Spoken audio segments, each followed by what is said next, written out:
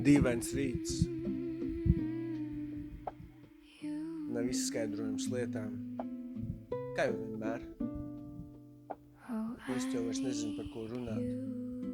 Jo brīžiem liekas, ka sirds ir pilna. Tad brīžiem tu vienkārši esi.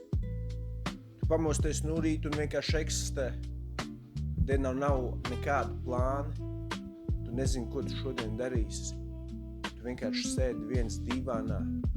Klausies mūziku, runā ar sevi, runā ar Dievu. Vienkārši sēdi un skaties uz šo dienu. Ārā pa logu uz putniem, uz tām skaisti plaukstošajām lapām, uz to debesu, no kuras pil lietus. Tu vienkārši sēdi un skaties apkārt. Un tu zini, ka Dievam ir kaut kas padomā, tāpēc tu neuztraucies. Bēls joprojām tepat kaut kur fonā, bet tas viss ir normāli. Tā cīņa mums ir katru dienu ar sevi. Bet tev nav jānes tas smagums. Tev nav jāmoks ar to nastu, kas ir tevī. Tev tas nav jādara vienam. Tāpēc nav grūti vairāk vienkārši būt ar sevi. Ja tu zini, ka tu vienmēr esi ar viņu. Viņš sargā tevi. Viņš ļoti mīl tevi. Viņš grib dzirdēt tevi. To tavu patieso tevi. Un dažreiz nav nemaz tik slikti neko nedarīt. Vienkārši sēdēt un būt. Būt vienam ar sevi. Būt vienam ar viņu.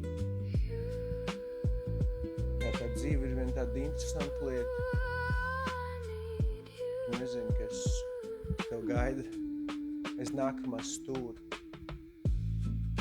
Kāds jauns pārsteigums, kāds varbūt liels piedzīvojums, kādas bēdas, tāda liela neziņa. Bet neziņa vienmēr ir par visu. Un tu pat laikam ejot vairāk par to vairs nedomā. Jo tu vienkārši zini, ka nav jēga neko zināt.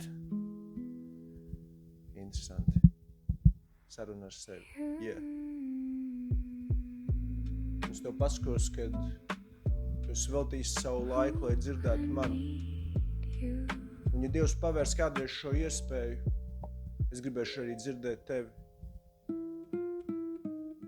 Es tev mīlu. Daudz bučus tev šajā dienā. Yeah. Skaista diena. Kaut vai līst, kaut vai ārā ir augsti, un tu nelīdīs ārā uz ielas. Tu sēdēs te pat dzīvoklī, skatīsies filmas, varbūt palasīs vārdu, varbūt vienkārši neko nedarīs. Es tev mīlu, bet tu šodien foršu dienu. Tu esi foršu. Tu vienkārši esi tu. Yeah.